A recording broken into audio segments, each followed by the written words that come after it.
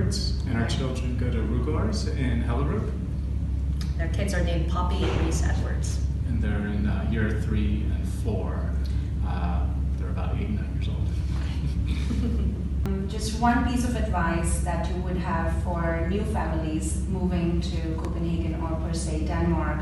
Yeah, I really experienced more of that interview application process, and I think we had a little bit of frustration because it was going into the summer that some schools I think were already on break or holiday, so we didn't get to tour as many as we would have liked because we came in late June and schools were already, some we wanted to see were already on holiday.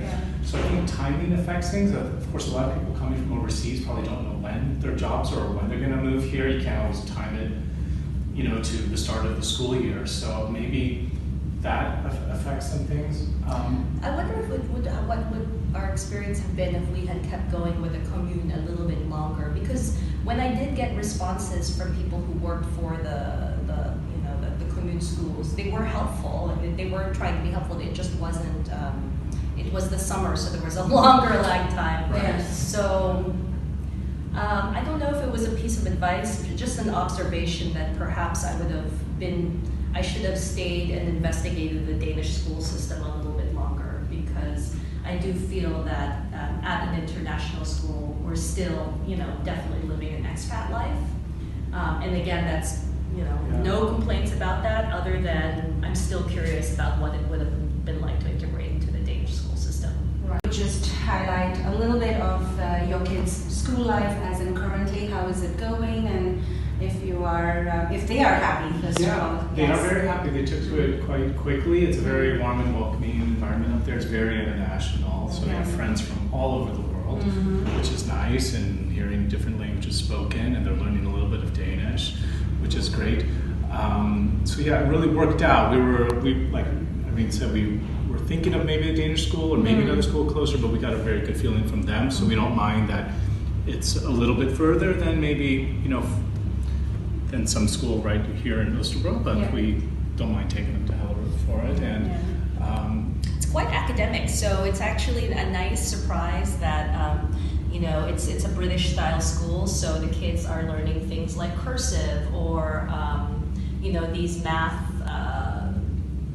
the way to think about solving problems in math that are actually more academic than America. So that was a nice surprise. And then they have a quite robust after-school program for the kids as well. So they're so into that.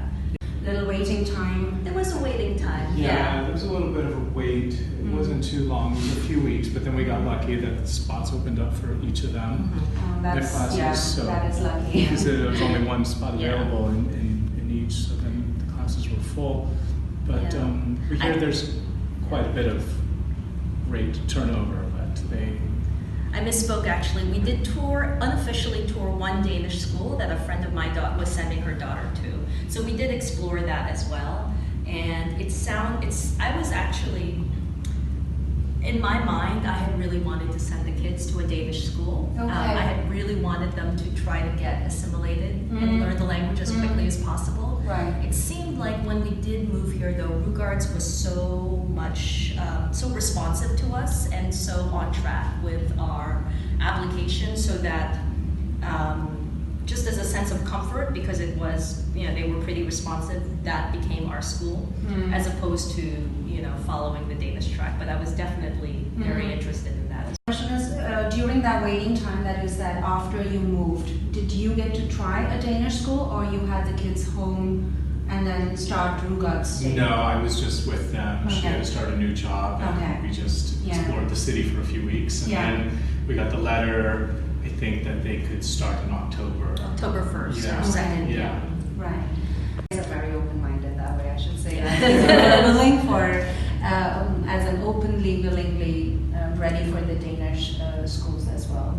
Yeah. So I think, yes, thank you so much for today and your piece of advice. I hope new international families will get to look into that option of coming to Denmark and trying out schools in time and not during the summer when the break is longer.